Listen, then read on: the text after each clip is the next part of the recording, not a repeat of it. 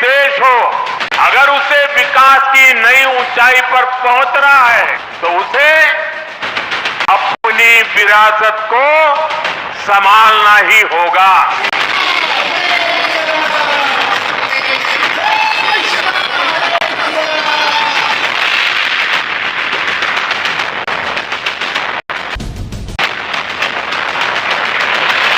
मोदी की गारंटी में इतनी ताकत क्यों है? मोदी की गारंटी में इतनी ताकत इसलिए है क्योंकि मोदी जो कहता है वो करने के लिए जीवन खपा देता है।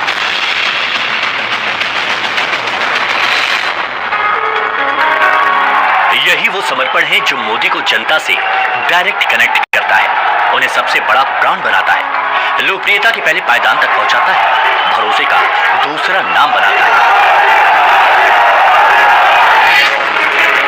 और अब जबकि 2024 में करीब 3 महीने बाद लोकसभा चुनाव है, तो मोदी के इसी भरोसे की परीक्षा भी है। सवाल यही है कि 2024 में मोदी के सामने क्या चुनौतियां हैं और 2024 में मोदी क्या करने वाले हैं। असल में दोनों ही सवाल अलग अलग हैं, क्योंकि चुनावी तैयारियों की बात की जाए तो फिलहाल विरोधी टक्कर में नहीं नजर आ रहे, क्योंकि जो सर्वे आ रहे हैं बीजेपी को लेकर जिस तरह का माहौल बना हुआ है, जिस तरह मोदी ने 350 का टारगेट सेट किया है, जिस एक्शन प्लान पर मोदी काम कर रहे हैं, उसे लेकर कहा यही जा रहा है कि 24 में भी आएंगे तो मोदी ही।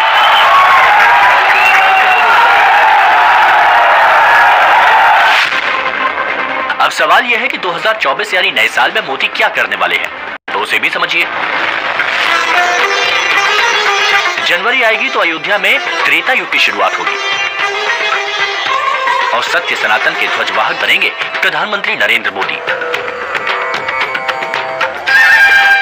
22 जनवरी को रामलला जब चिर प्रतीक्षित भव्य राम मंदिर में विराजमान होंगे, जब सैकड़ों वर्षों की सनातन प्रतीक्षा खत्म होगी, तो राम जन्मभूमि आंदोलन में हजारों राम भक्तों का बलिदान सार्थक होगा। 22 जनवरी को मोदी राम भक्तों के 500 साल पुराने इंतजार को विराम देंगे, भव्य मंदिर के गर्भगृह में रामलला की प्राण प्रतिष्ठा करेंगे, जिसके लिए अयोध्या पूरी तरह से तैयार है। खुद को नई ऊर्जा से भरना है। इसके लिए 22 जनवरी को आप सभी अपने घरों में, मैं पूरे देश के 140 करोड़ देशवासियों को अयोध्या की इस पवित्र भूमि से प्रार्थना कर रहा हूं, अयोध्या की प्रभु राम की नगरी से प्रार्थना कर रहा हूं। मैं 140 करोड़ देशवासियों को हाथ जोड़ करके प्रार्थना कर रहा हूं कि आप 22 जनवरी को जब अयोध्या में प्रभु राम विराजमान हो, अपने घरों में भी श्री राम ज्योति जलाएं, दीपावली मनाएं। 22 जनवरी की शाम पूरे हिंदुस्तान में जगमग जगमग होनी चाहिए। अयोध्या आज अपने परम वैभवशाली रूप में नजर आ रही है। राम मंदिर को लेकर करोड़ों हिंदुओं की आस्था हिलोरे मार रही है। हर कोई अयोध्या की एक झलक पाने के लिए बेताब है और मोदी राम भक्तों की इस बेचैनी को ढंग से समझते हैं। इसलिए वो देशवासियों से बार बार हाथ जोड़कर 22 जनवरी को लोगों से अयोध्या न आने की अपील कर रहे हैं। आप भी जानते हैं कि हर किसी का आना संभव नहीं है।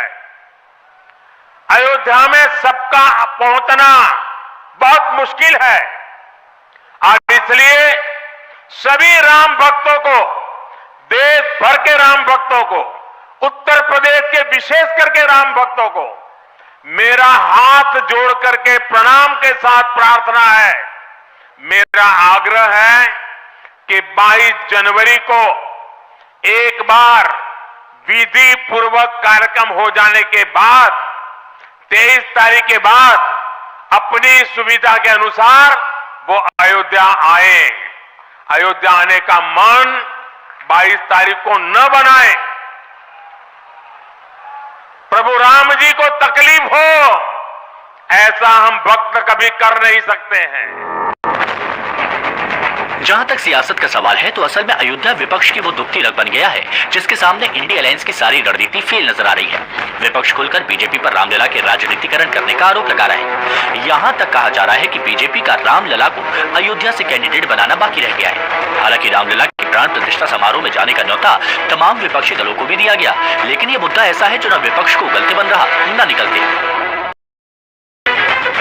आज विपक्ष मोदी पर राम के नाम पर माहौल बनाने के चाहे जितने आरोप लगा ले, लेकिन यह भी सच है कि राम मंदिर विपक्ष के एजेंडे में कभी नहीं रहा, जबकि बीजेपी आज जो कुछ है वो इसी मुद्दे की बदौलत है। जाहिर है जनवरी का महीना मोदी विरोधियों को बहुत रुलाने वाला है, लेकिन बात सिर्फ जनवरी तक ही नहीं, फरवरी में भी मोदी का हिंदुत्व विरोधियों को बहुत परेशान करने वाला है, क्योंकि अयोध्या के बाद मोदी अरब देश में इतिहास रचने वाले हैं।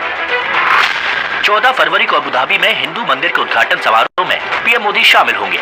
यह अयोध्या के मंदिर की तरह काफी भव्य और शानदार है। यह मंदिर करीब 55,000 वर्ग मीटर में बन रहा है और इसे भारतीय कारीगरों ने ही तराशा है। 2017 में पीएम मोदी के जरिए इस मंदिर की नींव रखी गई। मंदिर का उद्घाटन एक भव्य समारोह में किया जाएगा जो 10 फरवरी 2024 को शुरू होगा और 14 फरवरी तक चलेगा।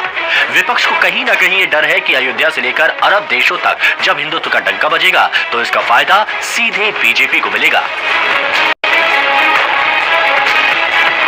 देखिए, राम हानि लाभ का विषय नहीं है, राम सियासत का विषय भी नहीं है। राम सियासत से पार है, सत्ता से पार है, सिंहासन से पार है। वो राम जिन्होंने ठोकर पे सिंहासन को मार दिया है, वो राम जो शबरी के झूठे बेर खाते हैं, उन राम के नाम पे हम सत्ता आने जाने की बातें करते हैं।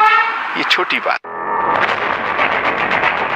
इस वक्त अयोध्या से लेकर पूरे देश में जो माहौल बना है उससे एक बात तो तय नजर आ रही है कि 24 में जाति की राजनीति डाउन होगी और हिंदुत्व की राजनीति परवान चढ़ सकती है, जिसकी झलक अभी हिंदी हार्टलैंड के तीनों राज्यों में एमपी, छत्तीसगढ़ और राजस्थान में भी नजर आई। यहाँ विपक्ष ने जाति कार्ड खेलकर हिंदुओं को बांटने का पूरा जोर लगाया, लेकिन मोदी के चेहरे और मोदी की गारंटी के सामने किसी का कोई दांव नहीं चल पाया। आजकल कुछ लोग मुझसे पूछते हैं कि मोदी की गारंटी में इतनी ताकत क्यों है। मोदी की गारंटी में इतनी ताकत इसलिए है क्योंकि मोदी जो कहता है वो करने के लिए जीवन खपा देता है।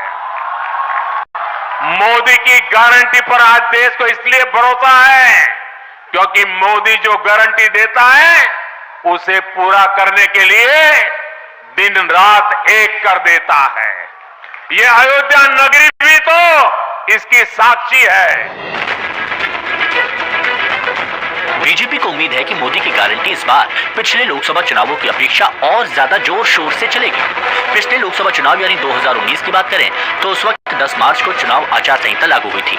इस बार भी कमोबेश उसी वक्त आचार संहिता लागू होगी, यानी मोदी के पास 70 दिन का वक्त है जिसमें उन्हें हैट्रिक लगाने की पूरी तैयारी करनी है।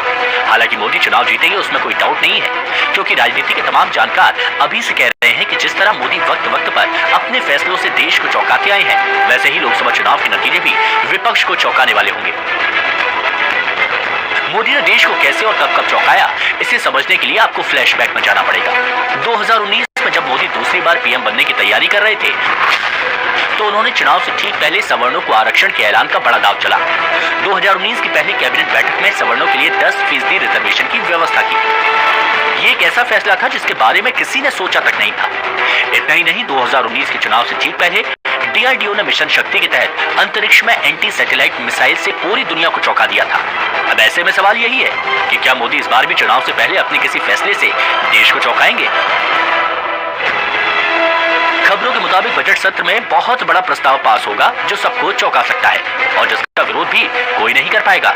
ये ठीक वैसा ही हो सकता है जैसे 2019 में आते ही मोदी सरकार ने कश्मीर से धारा 370 हटा दी थी, या फिर 2019 में संसद में नागरिकता संशोधन अधिनियम पारित किया था जिसके तहत पाकिस्तान, बांग्लादेश, अफगानिस्तान से आए अल्पसंख्यकों को भारत की नागरिकता दी गई।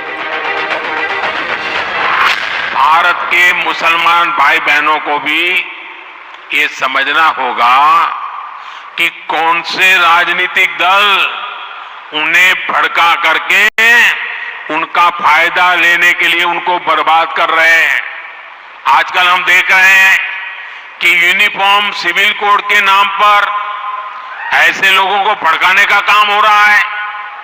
आप मुझे बताइए, एक घर में परिवार के एक सदस्य के लिए एक कानून हो, परिवार के दूसरे सदस्य के लिए दूसरा कानून हो, तो क्या वो घर चल पाएगा क्या? कभी भी चल पाएगा क्या? फिर ऐसी दोहरी व्यवस्था से देश कैसे चल पाएगा? मोदी जब भी चुनाव में जाते हैं तो सबसे अलग संकल्प पत्र तो लाते ही हैं। इसके अलावा भी कई टारगेट सेट करते हैं। मसलन 2019 की ही बात करें तो बीजेपी के संकल्प पत्र में भव्य राम मंदिर बनाने का वादा था जो पूरा हो रहा है। कश्मीर से 370 और 35 निरस्त करने का संकल्प था जो पूरा हो गया है। छोटे किसानों को 6,000 रुपए देने की बात थी जो किसान सम्मान निधि के रूप में दी जा रही है। राष्ट्रीय सुरक्षा पर जीरो टॉलरेंस का वादा भी पूरा किया जा रहा है। इसके अलावा यूनिफॉर्म सिविल कोड लागू करने पर भी काम किया जा रहा है। शनिवार को ही उत्तराखंड के सीएम पुष्कर सिंह धामी ने राज्य में जल्द ही समान नागरिक संहिता लागू करने की बात कही, जो इस बात का सबूत है कि मोदी जो कहते हैं उसे लागू भी करते हैं। प्रधानमंत्री जी से प्रेरणा लेकर उनके निर्देशन में, उनके मार्गदर्शन में अनेकों कामों को, कठिन कामों को भी उत्तराखंड देवभूमि में आगे बढ़ाने का संकल्प लिया है। चाहे समान नागरिक संहिता को लागू करने के लिए उठाया जाने वाला कदम हो, उसकी कमेटी ने पूरा काम कर लिया है। कुछ समय बाद हमको ड्राफ्ट मिलने वाला है नए वर्ष में, हम उस पर भी आगे बढ़ेंगे और समान नागरिक संहिता लागू करने का जो विधान है उसको अपने विधायक विधानसभा में लाकर उसकी कार्रवाई को आगे बढ़ाएंगे। पीएम मोदी का फॉर्मूला एकदम स्पष्ट है। वो विरासत पर गर्व, सांस्कृतिक राष्ट्रवाद और सबका साथ सबका विकास जैसी अवधारणा को लेकर चल रहे हैं। मोदी राज में अगर अयोध्या में राम मंदिर और संसद में शेंगोल की स्थापना की जा रही है तो सड़कों के जाल से लेकर एयरपोर्ट तक, वंदे भारत ट्रेन से लेकर कमजोर वर्ग को मुफ्त अनाज और आयुष्मान योजना से गरीबों के इलाज तक की योजनाएं चलाई जा रही हैं। इसके अलावा प्रधानमंत्री Awas Yojana, digital India, startup क्रांति, नई शिक्षा नीति, स्किल इंडिया जैसी योजनाओं से विकसित भारत का संकल्प सिद्धि तक पहुंचाने का प्रयास अपने तीर्थों को भी संवार रहा है, तो वहीं डिजिटल टेक्नोलॉजी की दुनिया में भी हमारा देश छाया हुआ है।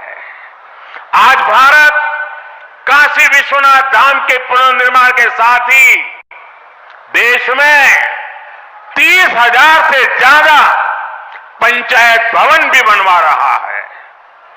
आज देश में सिर्फ केदार धाम का पुनरुद्धार ही नहीं हुआ है, बल्कि 315 से ज्यादा नए मेडिकल कॉलेज भी बने हैं। जहां तक सवाल 24 में मोदी की चुनौतियों को लेकर है, तो इस बार मोदी अगर सत्ता की हैट्रिक लगा पाए तो उसके बाद समान नागरिक संहिता देश में लागू कर सकते हैं।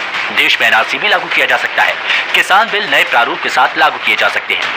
कश्मीर में परिसीमन और चुनाव जल्द कराए जाने की संभावना है। इतना ही नहीं, पीओके पर भी मोदी बड़ा ऐलान कर सकते हैं।